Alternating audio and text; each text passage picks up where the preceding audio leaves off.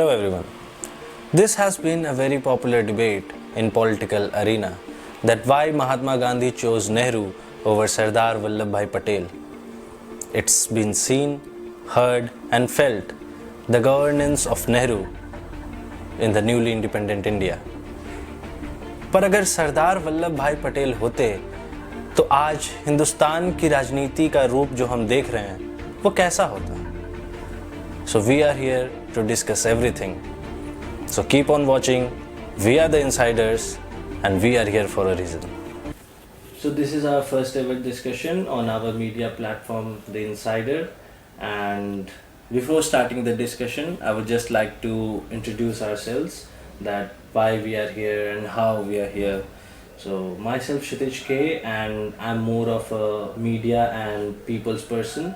And Myself, Ayushi K. Chauhan. I'm a research scholar of political science and international affairs. Also, I'm a member of All India Political Science Association. Ji Yeah. तो आयुषी, कैसा feel हो रहा है ये हमारा पहला project और हमारा पहला discussion?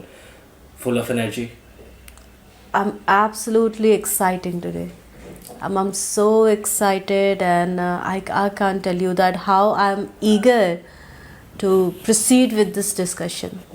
I'm more excited because I know and I feel that after this discussion I'll learn many things. Yeah. Yeah. इस डिस्कशन को लेकर सबसे पहला सवाल जो मेरे मन में आ रहा है वो ये है, नेहरू का आगमन कैसे हुआ? ओके नेहरू का आगमन, मैं ये नहीं कहना चाहूँगी नेहरू का आगमन इंडिया में कैसे हुआ. He was Indian. Okay he was Indian already, but politics में नेहरू का आगमन कैसे हुआ, that I can tell you. Exactly. So ये बात है 1912 की, जब नेहरू फाइनली कैम्ब्रिज के ट्रिनिटी कॉलेज से अपनी एजुकेशन कंप्लीट करके इंडिया वापस आए. और उस वक्त इंडिया की struggle for independence, it was at the peak, but उस वक्त कोई लेबल नहीं लग रखा था सोशली और ऑफिशियली कि India is fighting for the freedom. It was happening, but it was happening internally. Nehru seen all of the cases across the India that how imperialistic rule actually ruining our country. Okay, so that thing was there already. बात करें नेहरू के interest की, तो जब Nehru India आए after completion of his education, उन्होंने first Congress के बैठक में जो सेशन बैठी थी पटना के बांकीपुर में, उन्होंने वहाँ जाके पार्टिसिपेट किया. So that was kind of a very minor participation. Nehru just visited there, but he wasn't the active person. Okay. After many things happened, and Nehru started to see the incident that how Britishers actually treating Indian citizen as a labor. Okay. There was the huge colonial rule going on over there, and the rule was kind of brutal. आप कुछ practices को मद्देनज़र रख के देखें कि जैसे चाबुक से लोगों को मारा जा रहा था. There was not any resources of food जो हमारे देश में ही हमारे लोगों को प्रोवाइड नहीं करी जा रही थी, और वो ब्रिटेन भेजी जा रही थी. नील की खेती was one of them. Okay, so Nehru was kind of concern, and he was a idealist leader. Okay, his idea about the world politics and the allied power was kind of very strong. So that was the thing, his intellectual mind. क्योंकि अगर बात करें कि कोई भी एक elite class का बच्चा जब कैम्ब्रिज जाके पढ़ रहा हो, he is in England, he is in London, okay, when he come back, so it's in nature that he don't think that much about the country, but rather than he thinks about himself.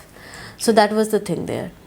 Then उसके बाद लखनऊ के session में नेहरू की सबसे पहली मुलाकात हुई. लखनऊ के कांग्रेस सेशन में नेहरू की मुलाकात हुई महात्मा गांधी से.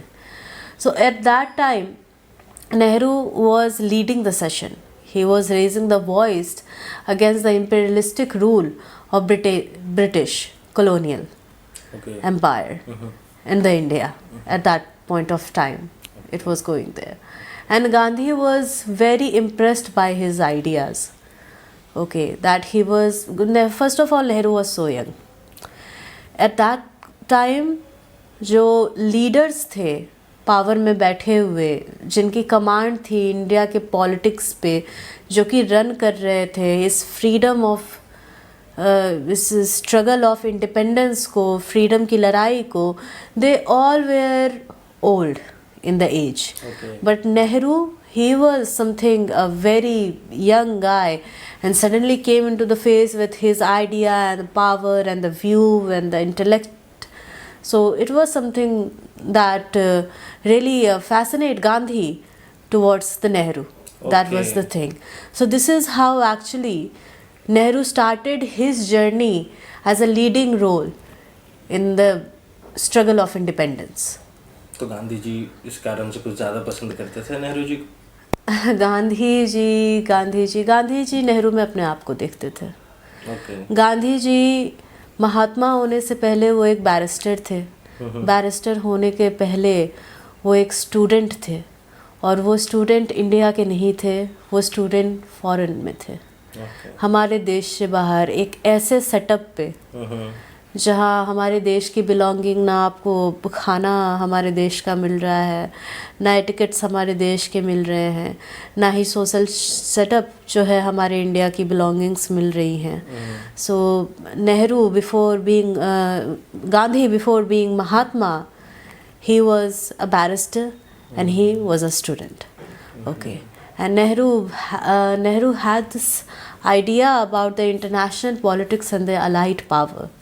So एक अच्छे स्टूडेंट होने के नाते नहीं, जबकि ये फंडामेंटल व्यू को फॉलो करते हुए Nehru, he was so much into the United Nations, the international rule. Okay. And the collective action at the international platform. And he do have that political consciousness when it comes to the world politics. Okay. So Nehru had this, all of these idea. That's why Mahatma Gandhi was so influenced by Nehru. So that's a matter of fact. What I feel कि आज के generation में खास करके जो youth है, नेहरू को लेकर, गांधी जी को लेकर, सरदार वल्लभ भाई पटेल को लेकर, और जितने भी पुराने लीडर्स रहे हो, जिनमें से ये सारे नाम ज़्यादा फेमस हैं, Exactly. उन सारे नाम को लेकर और इन पर्सनालिटीज़ को लेकर काफ़ी सारे क्वेश्चंस हैं, काफ़ी सारे परसेप्शंस हैं. तो नेहरू के लिए कुछ ज़्यादा ही अलग अलग परसेप्शंस हैं यूथ में. कुछ के मन में कुछ अच्छे परसेप्शंस हैं, कुछ गलत हैं. There's always a negative and positive side of a personality. But मुझे क्या ऐसा फील होता है कि आज लोगों के अंदर थोड़ा गलत परसेप्शन ज़्यादा है. ऐसा क्यों है? क्या मतलब उनकी पर्सनालिटी थी कैसी? वो किस टाइप के इंसान थे? फर्स्ट ऑफ ऑल, अगर नेहरू की बात की जाए देन मैं ये कहना चाहूँगी कि नेहरू को ग्लैमराइज बहुत किया जाता है. He was so magnetic, he was so charismatic, and you said that brooch approach of the flower of the rose in his coat. So that was the thing. He was stylish, no doubt. He was so stylish, and he was kind of holding a standard around him. Okay, so that charisma and that standards and that kind of etiquette that he had in his life. Okay. So this is something which is not ideal to the Indian people at that point of time. अगर हम जैसा कि आपने अभी मुझे कुछ seconds पहले कहा कि there was a lot many leaders over there, भले वो कृपालनी हो गए, भले वो सरदार वल्लभ भाई पटेल हो गए, इधर भी वो सुभाष चंद्र बोस ही क्यों ना हो गए. ओके.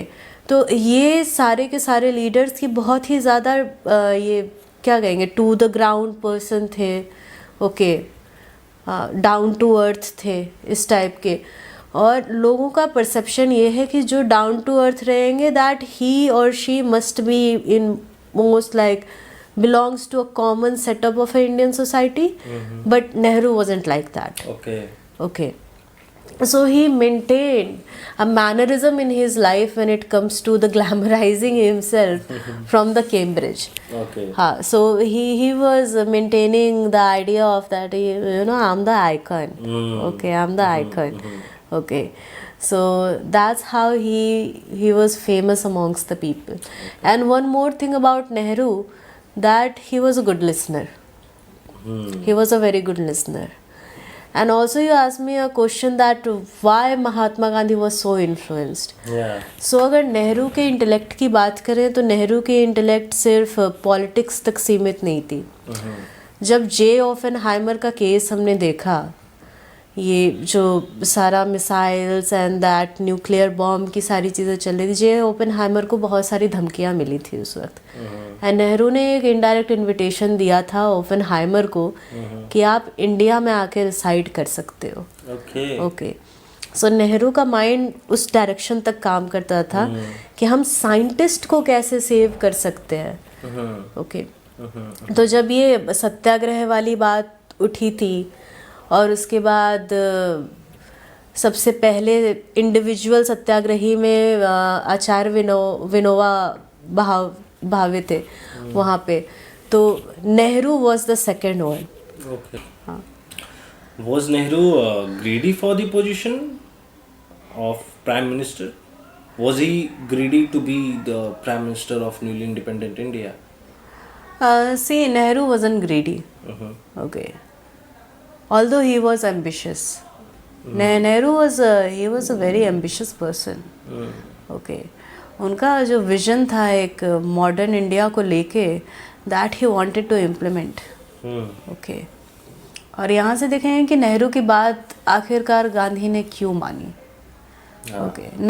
गांधी को ये भनक पड़ चुकी थी कि नेहरू किसी सेकंड पार्टी रोल में नहीं आने वाले, किसी सेकंड पोजीशन पे वो काम. या एग्जैक्टली सेकंड पार्टी रोल में वो आने ही नहीं वाले.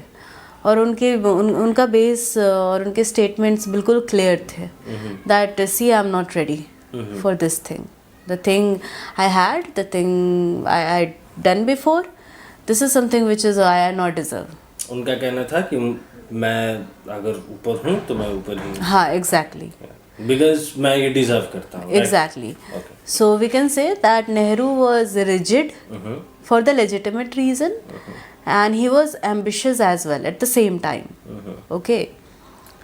तो गांधी ने इस बात को एक बहुत ही क्रोनोलॉजिकल वे में देखा कि जितने भी नेहरू के एक्शंस थे, ओके, वो कैसे थे और does it worth it to be the prime minister of independent India. Okay.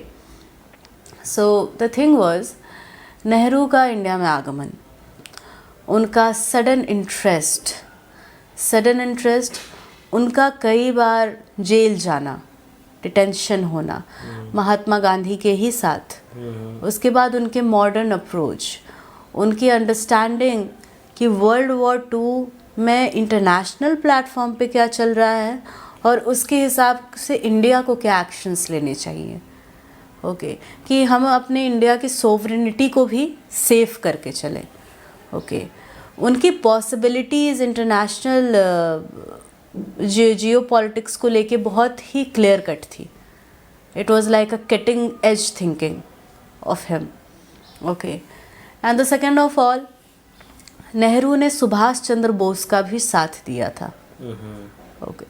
जब यंग लीडरशिप की बात हुई थी तो at some point of time, at some short of time, Nehru and Subhash Chandra Bose work together. Yeah. So Subhash Chandra Bose के जो अपने यंग्स के ग्रुप थे जिनके ऊपर ब्रिटिश इंडिया ने केस कर रखा था और उन्हें उनकी जेल जाने तक की स्थिति हो रखी थी, उनके जितने बटालियंस थे, उसके लिए नेहरू ने स्पेशल अरेंजमेंट्स तक करवाए थे. तो नेहरू का एक विजन था कि हम यूथ की इंक्लूसिविटी इंडिया के पॉलिटिक्स में और कैसे लेके आए. Okay. So he was an idealist leader with a modern approach, and this is what really fascinate Gandhi towards the Nehru. So that was the thing. Okay. So we can't say that Nehru was greedy for any position. वो simply vanish out हो सकते थे अगर गांधी से अपने तरफ से approve नहीं करते और सरदार वल्लभ भाई पटेल को पीछे हटने को ना बोलते. Okay, because at that point of time कमान तो गांधी जी के हाथ में थी. Okay, Nehru was like saying कि हाँ मुझे ये चाहिए. What I feel, Nehru simply pitched himself that yes, this is something which I deserve. हाँ. And गांधी जी को ये बात समझ में आ गई थी एंड बाकी सारे तथ्यों को देखते हुए उन्होंने ये डिसीजन लिया होगा. So this is the power of self-reliance. Yeah. Okay, when you know that what you want and what you deserve and what your actually worth is. Yeah.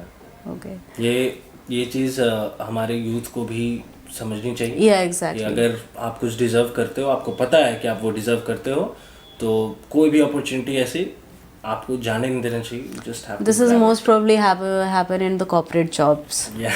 Okay. That a person at the managerial position and the below that, Yeah. okay, works pretty much hard, Yeah. do everything for his team, Yeah. generates the lead, direct the team, also listen to everybody, and then the senior management say कि no you didn't done that and हम आपको यहाँ पे promotion नहीं दे सकते या फिर हम आपको यहाँ पे increment नहीं दे सकते. बट फिर भी वो अपने वर्थ को वो जानता है कि आई डिज़र्व दिस, बट वो दबा के चलता है कि सम वे उसके एक्सपीरियंस जो है वो प्रेशराइज हो जाएगी, उसकी एक्सपीरियंस कॉम्प्रोमाइज़ हो जाएगी, या फिर जो मेरा मैनेजर कह रहा होगा वो सही कह रहा होगा.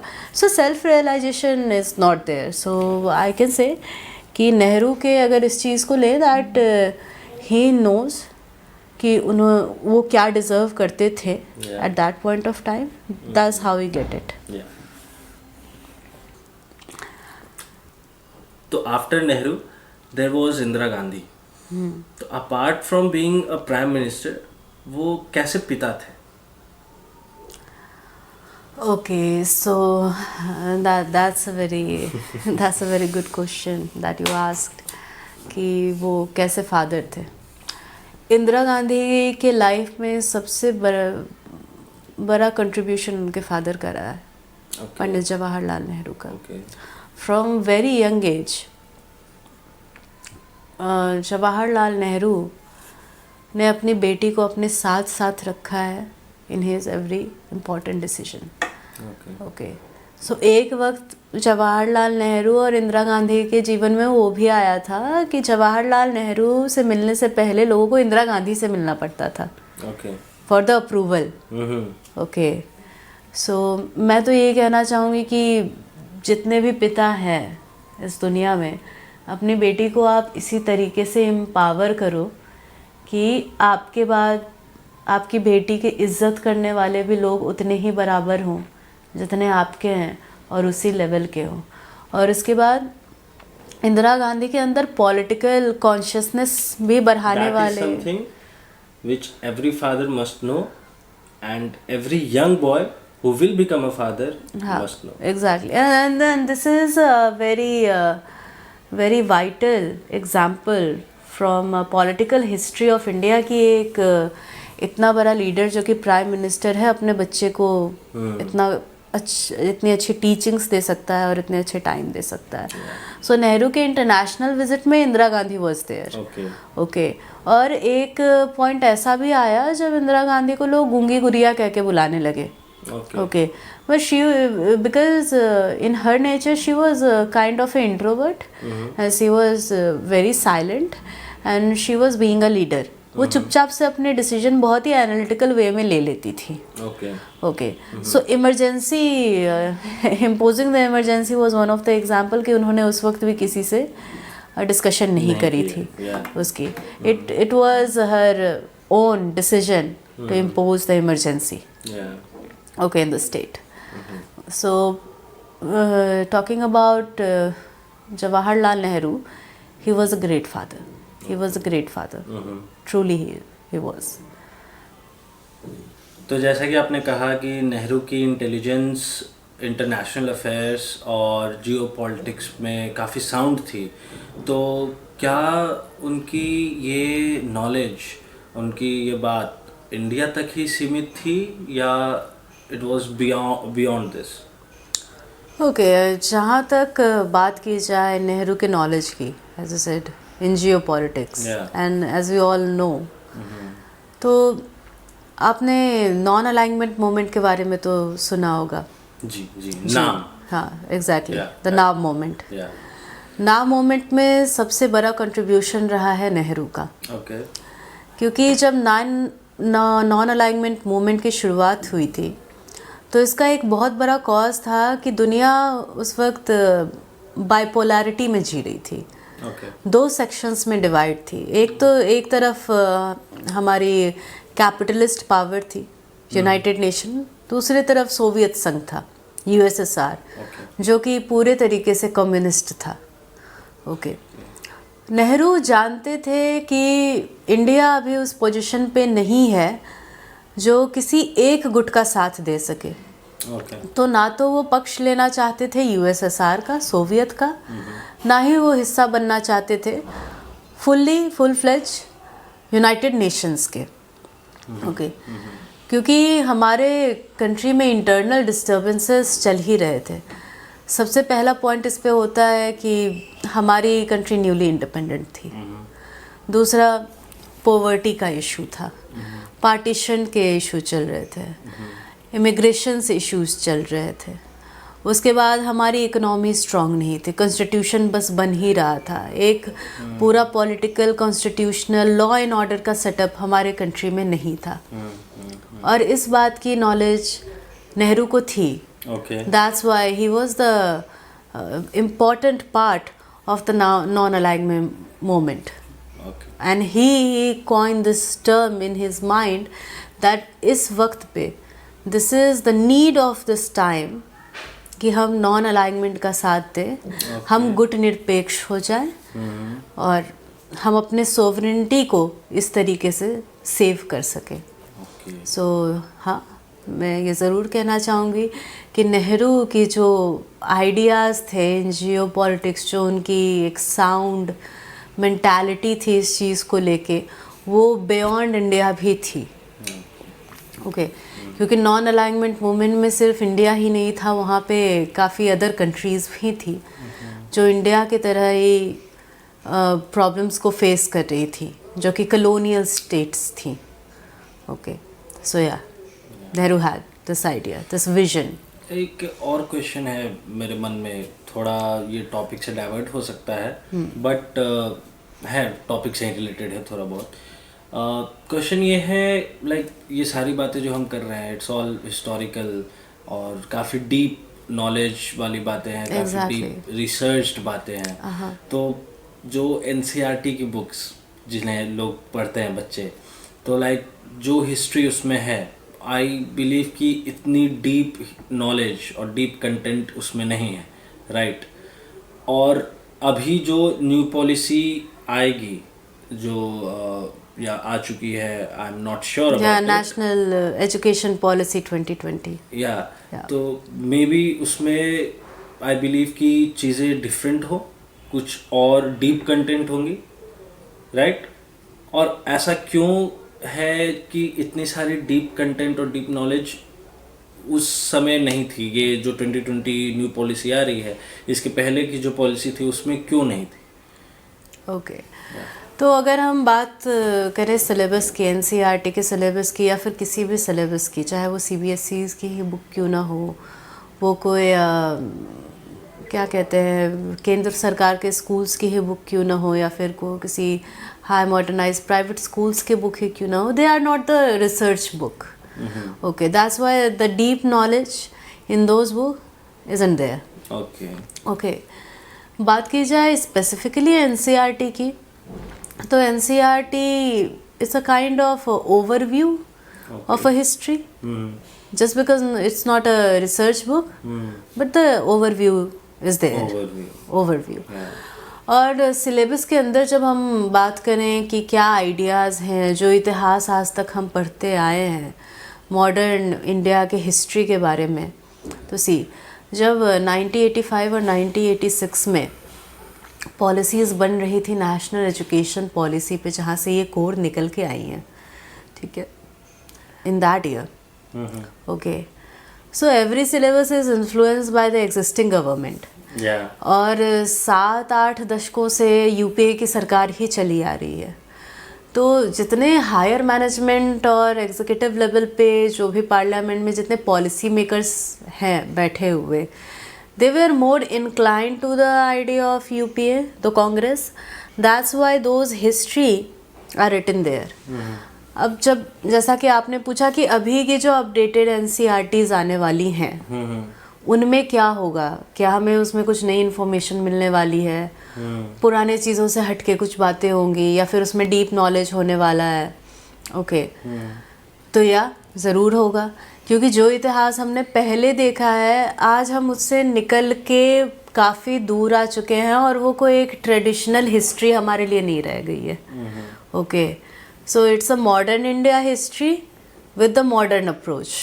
Okay, and it's going to be there in the updated and yes, हमें जो आगे के इतिहास जानने के लिए मिलेगा NCERT के बुक्स में, वो अभी जो हम पढ़ते आए हैं ट्रेडिशनली उससे काफ़ी हटके होने वाला है। And what I believe कि उस न्यू पॉलिसी के तहत I am a huge fan of Subhash Chandra Bose, तो उनके बारे में भी डीप कंटेंट उसमें मिलेगा। और why I ask this question to you, because ये यूथ को और न्यू जनरेशन जो बच्चे हैं जो अभी धीरे धीरे अपने यूथ जो है, जो न्यू यूथ बनेगा, नया भविष्य हमारे देश का बनेगा, तो उन्हें ये डीप नॉलेज, डीप कंटेंट पता होना बहुत ज़रूरी है, right? Deep history, the real history. That's why I asked you this question कि क्या चेंजेस आ सकते हैं। So मेरी बात जो मैं अभी बोलने जा रही हूँ वो आपको थोड़ी फनी लगे। I don't have faith in Generation Z. Okay, कि वो बुक पढ़ने भी वाले हैं। Generation Z, they are all about that social media platform, वहाँ पे जो उन्हें सुनने के लिए मिल रहा है। They are more of like a e-book reader, electronic book reader. They are more of like a YouTube listener. They are YouTube enthusiast. Okay. And there are reels are also there, Twitters are also there. So what my belief in the Gen Z is कि वो NCERT से ज़्यादा तो social media पे पढ़ लेंगे। That's why मेरा ये भी कहना है कि NCERT को छोड़ के आजकल हमारे सोशल मीडिया के पास ज़्यादा कंटेंट है। And what I believe, this platform, the social media platform, and जो चीजें हम कर रहे हैं, the new media, the new media, this is going to help them a lot. Exactly. इस टॉपिक पे भी हजारों लाखों वीडियोस हैं यूट्यूब पे, राइट? और ये बहुत ज़रूरी है यूथ के लिए।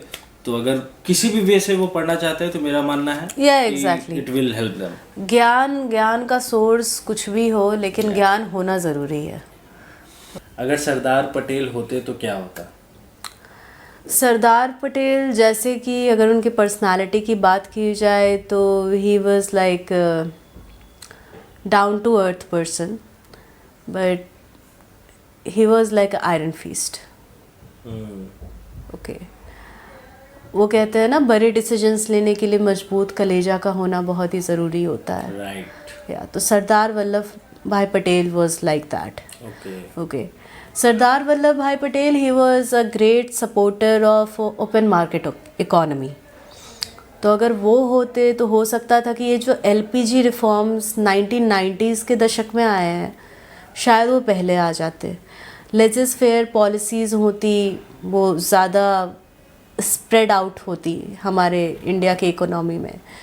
एंड सेकेंड ऑफ दैट कि इंडिया चाइना वॉर, जो फर्स्ट इंडिया सीनो वॉर हुआ था, उसकी पिक्चर कुछ और होती, शायद इंडिया जीत जाता।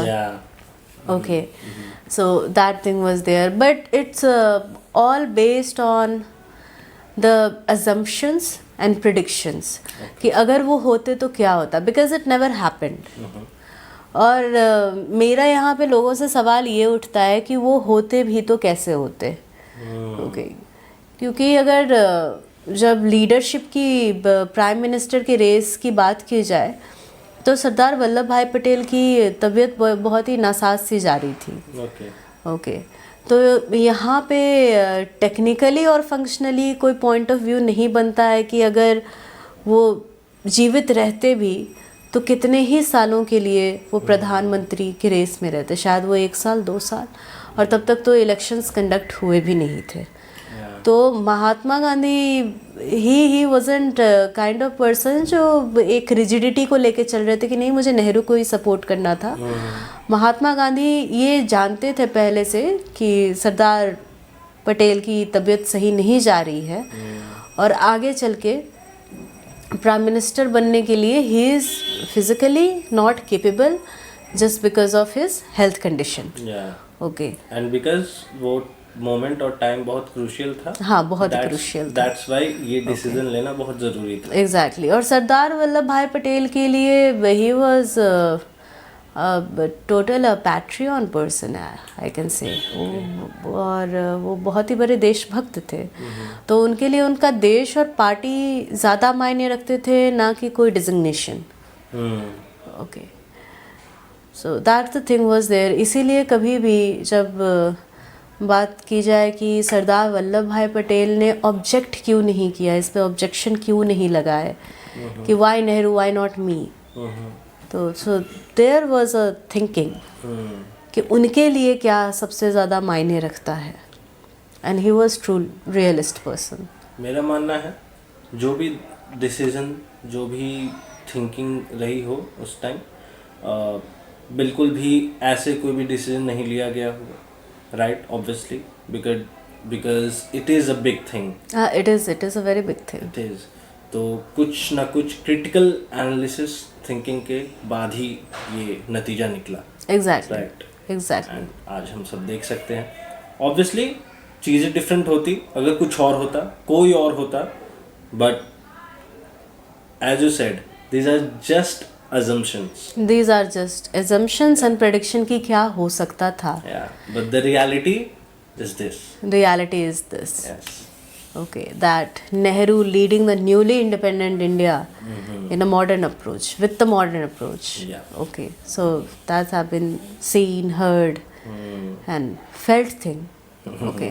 और जब बात की जाए इफ्स एंड बट्स की about any person, none of the person in this entire world and on this earth is perfect.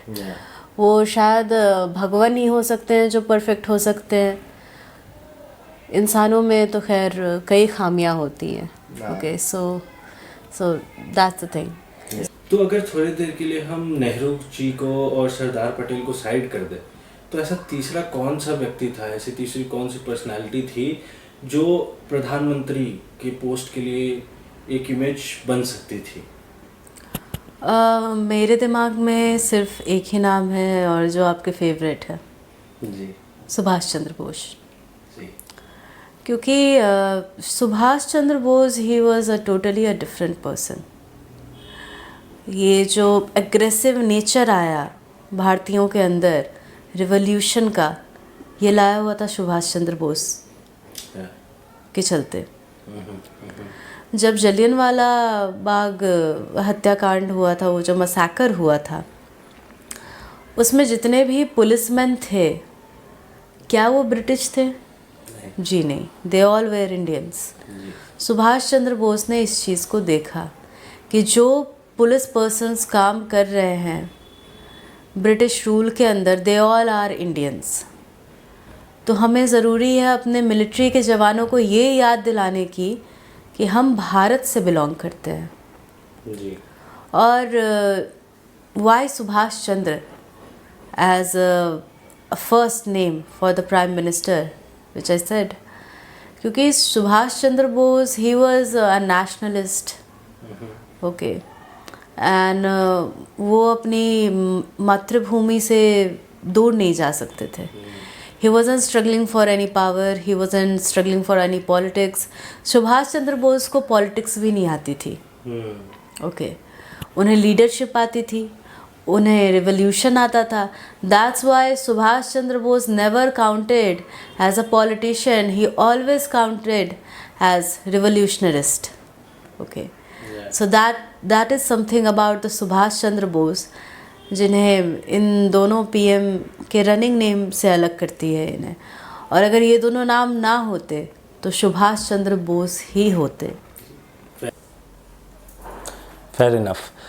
पर अगर हम सुभाष चंद्र बोस के बारे में बात करने जाएं तो मेरा ये मानना है कि कम्प्लीटली डिफरेंट वीडियो बन जाएगी और बातें इतनी लंबी हो जाएंगी कि ये वीडियो ऑलरेडी और ज़्यादा लंबी होने लगेगी।